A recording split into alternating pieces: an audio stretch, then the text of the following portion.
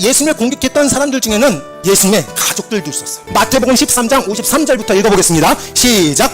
예수께서 이 모든 비유를 마치신 후에 그곳을 떠나서 고향으로 돌아가사 그들의 회당에서 가르치시니 그들이 놀라 이르되 이 사람이 이 지혜와 여러 이런 능력이 어디서 났느냐? 이는 그 목수의 아들이 아니냐? 그 어머니는 마리아, 그 형제들은 야고보, 요셉, 시몬, 유다라 하지 않느냐? 아멘. 예수님이 엄마가 있었는데 엄마가 마리아고 아빠가 요셉이에요. 그리고 아버지의 직업이 목수였습니다. 그리고 형제들이 있었어요.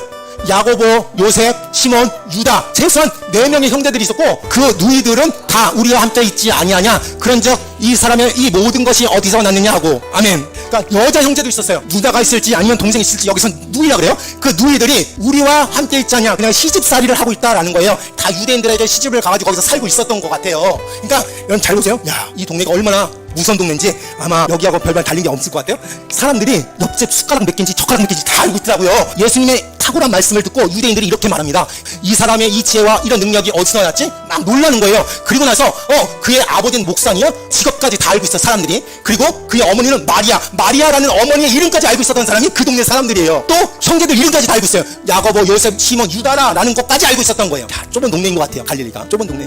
이런 상황에서 이 형제들 야고보, 요셉, 시몬, 유다가 열불이 나는 거예요. 왜냐면 어렸을 때 자랐을 때만 해도 그냥 티 없이 흠 없이 잘 자랐어요. 개구쟁이처럼 잘 자랐어요. 근데 어느 날 갑자기 나는 하늘에서 내려온 떡이다, 난 하나님의 아들이다, 내 피를 마셔야 된다, 내 살을 먹어야 된다, 그러면서 막 그러는데 자기네 형제들이 듣기에 저 유대인들이 야, 너네 형, 네 동생 미쳤어, 귀신 들렸어, 이상하더라, 이상한 말만 하고 다녀, 그런 얘기를 들으니까 내가 형제 입장에서는요 굉장히 스트레스를 받을 거예요. 아니 우리 왜 그러지? 아니 점잖게 신앙생활 하는 거야. 아니 왜 이렇게 나서? 그러니까 이 형제들이 예수님의 사역을 조금 잠잠케 하기 위해서 오늘 예수님께 찾아가는 거예요. 한번 읽어볼게요. 2절 3절을 읽겠습니다. 시작. 유대인의 명절인 초막절이 가까우니라 그 형제들이 예수께 이르되 당신이 행하는 일을 제자들도 보게 여기를 떠나 유대로 가소서. 아멘. 우리 명절 때 되면 다 집으로 가잖아요. 민족 대명절처럼 다 집으로 가잖아요. 여기도 마찬가지예요. 갈릴리에 있던 예수님께 그 형제들이 찾아왔어요. 찾아와서 형, 여기 있지 말고 우리 갈릴리에 있지 말고 어디로 가자? 유대로 갑시다. 우리 집으로 갑시다. 왜 여기 있습니까? 우리 부모님 다 있고 그러지 않습니까? 갑시다. 근데 되게 조심스럽게 이야기하는 거예요. 어떻게 얘기하냐면 그 형제들이 예수께 이르되 당신이 행하는 일을 제자들도 보게 여기를 떠나 유대로 가소서. 이런 말은 어떻게 보면 포장해서 이야기한 거예요. 빨리 이 형을 데리고 와야 되는데 갈 의지는 없고 갈 생각 없으니까 형이 지금 하고 있는 일 지금 여기 깡촌에서 하지 말고 저 유대에 많은 사람들 있는 데서 한번 해봐요. 그러니까 우리 집으로 갑시다. 우리 갈릴리에 있지 말고 유대로 갑시다 라고 했던 거예요. 그러니까 이런 거죠. 동생들의 마음은 좀 부끄러운 거예요. 좀 창피한 거예요. 많은 사람들이 예수를 미쳤다고 하고 또 예수를 죽이려고 하는 것을 이 형제들이 들었어요.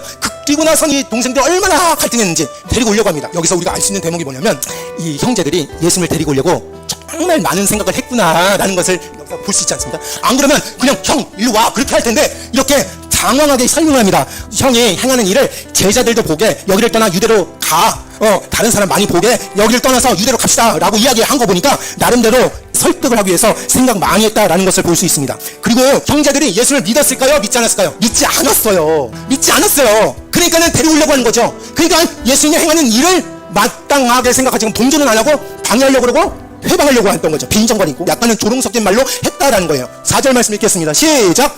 스스로 나타나기를 구하면서 묻혀서 일하는 사람이 없나니 이 일을 행하려 하거든 자신을 세상에 나타내소서 하니. 아멘. 자, 4절은 형제들이 하는 말이에요. 예수님께 하는 말이란 말이에요. 어떻게 얘기했냐면 형, 세상에 보니까 스스로 나타나기를 구하면서 즉 내가 하나님의 아들이야 라고 하는 사람들 보니까 묻혀서 일하는 사람이 없었어. 왜 그렇게 숨어서 일을 해? 아니 왜 그렇게 깡촌 시골로 들어가냐 이거예요. 이 일을 행하려거든 자신을 세상에 나타내소서. 형이 만약에 하는 일이 진짜 하나님의 일이라면 세상에 드러내 많은 사람들 앞에서 큰 도시에서 한 번에 나는 하나님의 아들이야 라고 하면 끝나는 건데 왜 소수의 사람들만 모여서 그렇게 시골에서 과정이 너무 길지 않냐, 한 번에 유대로 가서 하나님의 사역을 하면 뻥 터뜨리고 얼마나 놀랍게 역사를 할 거야 라고 이야기를 했다라는 거예요. 여러분, 모든 일을 과정 중심의 일이 있고 결과 중심의 일이 있어요. 그러니까 이 형제들은 결과 중심의 일을 추진했다는 거예요. 하나님의 아들인 예수님은 갈릴리에서 행해야 할 일들이 있었어요. 하나님의 때가 있었고 하나님의 할 일이 있고 하나님의 사역이 있었어요. 갈릴리에서 행해야 될 것을 하고 있었단 말이에요. 근데 이 형제들은 그게 아니었죠. 여러분 살아갈 때 과정을 중시하시길 바랍니다. 어떤 사람은 부자가 됐는데 부자가 된 과거를 돌아보니까 사기 쳐먹고 남 등 쳐먹고 그렇게 해서 잘 먹고 잘 살게 되더라고요. 그거는 하나님 보시기에 정당한 게 아니에요. 묵묵하게 걸어가야 되지 않습니까? 서울에 사는 사람들 입장에서는 여기 화성 남양이 굉장히 조그만 마을이에요. 그래서 저한테 그래요. 아니 목사님 왜 이렇게 조그만 동네에서 무료급식 하고 있습니까? 아니 서울로 오십시오. 도시로 오십시오. 아니 거기면 더 많은 사람들을 먹일 수 있지 않습니까? 라고 하는 거예요. 근데 하나님께서 나에게 준 사명은 뭐냐면 이 조그만 도시 화성 땅 이 남양에서 꾸준히 하나님의 사역을 하라라는 명령을 받았기 때문에 제가 이 자리에서 오늘도 하고 내일도 하고 모레도 하고 그렇게 묵묵하게 걸어가는 줄 믿으시길 바랍니다. 어떤 사람은요 만족이 없어서 아우 내가 이런 규모의 이런 성도를 데리고 어떻게 사역을 해? 더 좋은 데 없나? 더 나를 알아주는 교회 나를 위하는 교회 없나? 라고 하면서 막 다른 데를 찾아보시는 분이 있어요. 저는 우리 교회가 너무 만족스러워요. 여러분과 함께 제가 설교하고 목회하고 예배 드리는 게 너무나 만족스러운 거예요. 여러분 그 과정을 중요하게 여기시는 저와 여러분 되실 주님의 이름 축원합니다. 하루 살아가는 게 얼마나 뜻깊은지 아십니까? 예수님은 그걸 아셨어요. 예수님은 당장 시간이 없으니까 빨리 내가 하나님의 아들이라는 것을 많은 사람들에게 빨리 전해야 되겠다라는 생각으로 유리를 막 가지고 많은 사람들 있는 데서 내가 하나님의 아들이야 라고 하지 않았어요. 하나님의 시간표, 하나님의 과정, 소가 한 걸음 한 걸음 지게를 지고 가는 것처럼 그런 인생을 살아가실 주님의 이름으로 축원합니다. 여러분 많은 사람들은 야 그러지 마, 좀 좋은 방법이 있는데 그 방법 한번 써봐. 그렇게 살지 마, 미련하게 사기도 쳐먹고 순간순간 잔머리도 좀 굴리면서 그렇게 얕게 좀 살아야지, 그렇게 살면 어떡하냐. 묵묵하게 하루하루 살아가실 주님의 이름 축원합니다. 신앙은 결과가 아니라 과정이다. 과정을 중요시 여기시는 저와 여러분 되시길 바랍니다. 한 번에 하나님의 아들이라고 증명될 수 있는 방법은 없습니다. 예수님 그걸 아셨어요. 그래서 갈릴리에서 하나님의 사역을 꾸준히 해가고 결국 결론에 이를 때 하나님의 그 날이 올 때 십자가를 지려고 어딜 갔을까요? 유대로 갔던 거예요. 예루살렘으로 갔던 거예요. 그때가 그때예요. 하나님이 여러분에게 크게 놀라게 축복해 줄 때가 있어요. 그때를 기다리시길 주님의 이름 축원합니다. 내가 더 열린 교회 왔는데 여기는 뭐 교회 같지도 않고 아니 좀 교회 다 와야지, 의자도 불편하고 목사도 발음도 별로 안 좋고 노래도 되게 못 부르고 여기는 내 자리가 아닌가 보다, 아니 목사가 나를 위하지도 않고 떠받쳐주지도 않고 이게 말고 다른 교회 가야지 라고 하면 안 되는 거예요. 더 큰 교회 가야지, 나를 더 위하는 교회 가야지, 나를 더 업어주는 교회 가야지. 그러지 마시길 주님의 이름으로 축원합니다. 예수님의 형제들이 이런 마음이었어요. 말은 곱게 하지만 속에는 빈정대였어요. 형 왜 여기 있어? 아니 더 큰 지역으로 가. 그래서 한 번에 빵 터뜨려. 한번 읽어볼게요. 5절 말씀입니다. 시작. 이는 그 형제들까지도 예수를 믿지 아니함이로라. 아멘. 성경에 명백히 있었어요. 형제들이 예수님께 와서 입 바른 말로 형 여기지 말고 우리 유대로 갑시다 라고 했던 그 말이 5절에 보니까 그 형제들까지 도라는 것은 다른 사람들까지도, 유대인들 포함해서 다른 사람들까지도 예수를 믿지 않았다. 그래서 이런 말을 했다.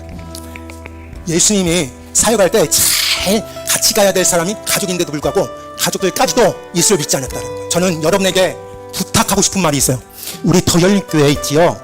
하나님께서 주신 사명에 한 걸음 한 걸음씩 걸어가는데 우리 가족으로 묶여있는데 여러분은 여기는 담임 목사와 하나가 되어서 하나님의 꿈을, 예수님의 꿈을 잘 이룩게 하길 주님의 이름으로 축원합니다. 한 사람도 다른 생각 먹지 말고 하나님의 사역에 다 동조하시길 주님의 이름으로 축원합니다. 예수님은 너무나 안타까운 게 그 형제들까지도, 그 가족들까지도 예수를 믿지 아니었다라는 거예요. 여기서 우리가 살펴볼 것이 있습니다. 신앙 문제에 있어서는요 가족들도 별 수 없다라는 것을 알 수 있어요. 영적인 문제에 있어서는 피를 나눈 형제들도 이견이 다를 수 있어요. 가까운 식구들까지도 다를 수 있어요. 여러분 우리 형제들 보면 명절 때마다 1년에 2번 만나요. 근데 희한한 것은 피 한 방울 섞이지 않은 우리 성도들은 매주마다 만나네요. 그러니까 어떻게 보면 형제들보다도 우리 영적으로 묶여져 있는 분들이 더 끈끈한 거예요. 이게 얼마나 축복인지 몰라요? 성령으로 하나 된 교회가 되길 바라고 성령으로 하나 된 공동체가 되길 주님의 이름 축원합니다. 두 번째, 예수님도 가족들의 거부를 당하셨어요. 예수님도. 옛날에는 집안에 여자가 시집 와가지고 시집살이 하는데 그 며느리가 되게 예수를 잘 믿는 며느리예요. 근데 그 집안은 대대로 제사를 드리는 집안이에요. 그러니까 이 며느리 때문에 제사가 안 되는 거예요. 제사 준비도 해야 되고 여러 가지로 해야 되는데 절을 안 하네. 며느리 얼마나 구박하는지. 야, 넌 예수를 착착 믿어라. 우리 집안에 제사를 드려야지 되는데 며느리 잘못 왔네. 구박을 얼마나 많이 하는지. 그런 사람들이 많았어요. 여러분 혹여나 우리 교회에서 이런 분들이 있으면 힘을 받기를 바랍니다. 용기를 받기를 바랍니다. 예수님도 가족들의 멸시를 받았고 가족들의 경멸을 받았어요. 가족들의 거절을 받았고 가족들에게 상처를 받았어요. 예수 믿는 것 때문에 가족들의 원망을 받고 공격받은 여러분은 오늘 말씀을 통해서 힘을 받기를 바라고 용기를 받기를 바랍니다. 예수님도 가족들의 회의적인 시선과 공격과 외면을 받으셨다. 세 번째, 그럼에도 불구하고 예수님은 똑같이 갚아주지 않았어요. 예수님은 형제들에게 거절도 당하시고 상처도 받으셨지만 그럼에도 불구하고 원망하지 않고 똑같이 배척하지 않고 불평하지 아니하였다라는 것입니다. 그러면 예수님이 나에게 큰 힘이 되는 건 왜 그러느냐? 여기 한번 볼게요. 히브리서 2장 18절 말씀을 읽겠습니다. 시작. 그가 시험을 받아 고난을 당하셨은즉 시험 받은 자들을 능히 도우실 수 있느니라. 아멘. 그가 먼저 시험을 받아 고난을 당하셨어요. 먼저 가족들의 외면을 받으셨어요. 우리가 태어나기도 전부터, 우리가 생각하기도 전부터 우리보다 더 훨씬 더 많은 고난을 당하셨어요. 그러므로 시험받는 자들을 능히 도우실 수 있게 되는 거예요. 여러분, 태어날 때 말구유에서 태어나신 분 있어요? 손 들어보세요. 말구유에서 태어나신 분은 없지 않습니까? 예수님은 말구유에서 태어나셨어요. 아무것도 없는 데서 태어나셨어요. 그리고 무소유로 사셨어요. 우리보다 훨씬 더 많은 고난을 당하셨어요. 많은 외면을 당하셨어요. 그러면서 예수님은 그 길을 뚜벅뚜벅 걸어가셨어요. 여러분, 우리가 예수님 믿는 게 왜 믿는지 아십니까? 우리보다 앞서가신 분이기 때문에 그래요. 우리보다 더 큰 고난과 멸시와 수치와 모든 십자가에 지는 것까지 다 우리를 대신해서, 아무 죄가 없지만 그런 분이 우리를 대신해서 십자가에 달려 돌아가신 고난을 당하셨어요. 오늘 말씀 제목 한번 읽어볼까요? 나를 이해하실 분 예수 그리스도예요. 나를 이해하실 분이 예수 그리스도예요. 힘 받기를 바랍니다.